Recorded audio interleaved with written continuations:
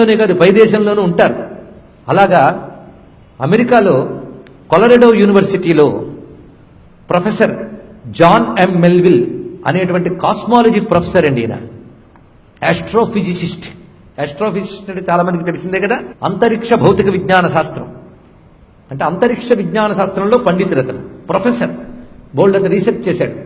అంతరిక్షంలో వచ్చేటువంటి రకరకాల ఎనర్జీస్, అందులో కాస్మాలజీ, వాటి మీద ప్రత్యేకమైన రీసెర్చ్ చేస్తూ కాస్మాలజీలో యుగాల క్రితమే అద్భుతమైన విజ్ఞానం భారతీయులకు ఉంది అన్న విషయం పాశ్చాత్య మేధావులకు చాలా మందికి తెలుసండి.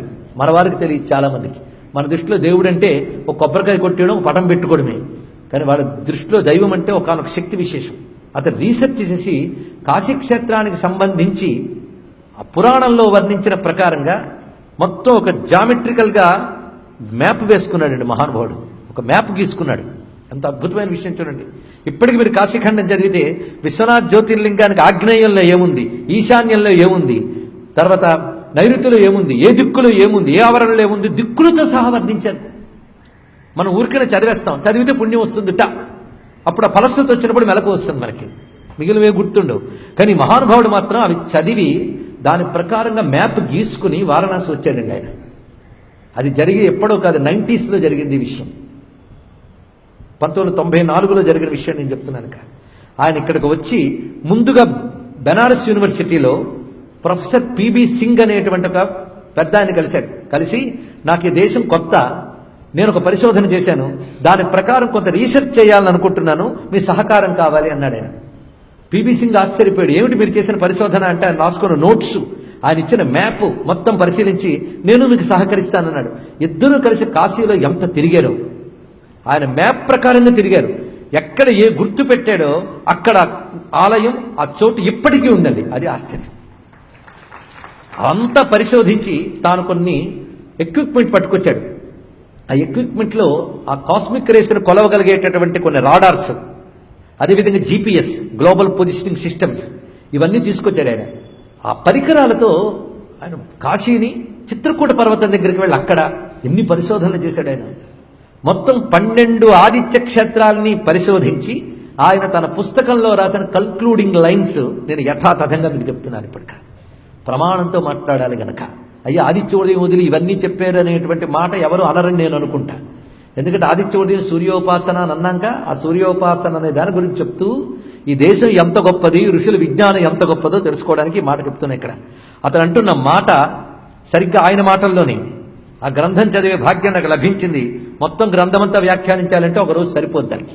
అని చెప్పిన మాట, each of the 12 sun temples was located in such a way that it indicated the movement, speed and the intensity of light during the apparent movement of the sun across the 12 signs of the జోడయా.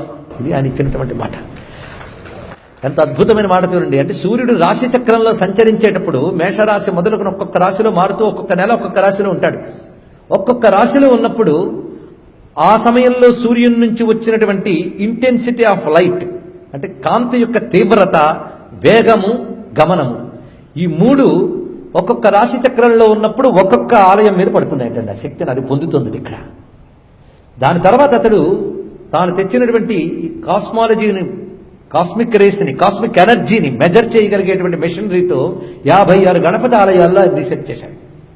అవన్నీ research చేసి అంటాడు, it is a mystery. అవన్నీ ఎలా ఉన్నాయంటే సరిగ్గా cosmic ఎనర్జీని concentrate చేస్తున్నాడు ఒక్కొక్క క్షేత్రం.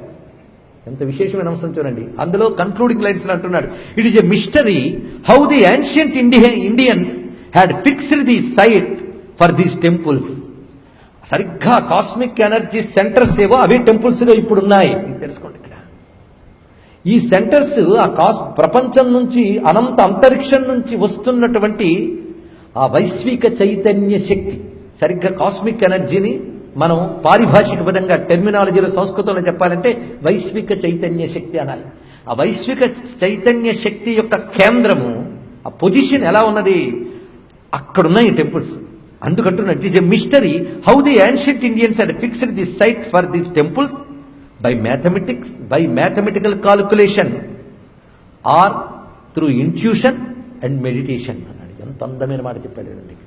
ఈ స్థలం ఆ కాస్మిక్ ఎనర్జీకి కేంద్రం అనే విషయాన్ని ఋషులు ఎలా తెలుసుకున్నారు?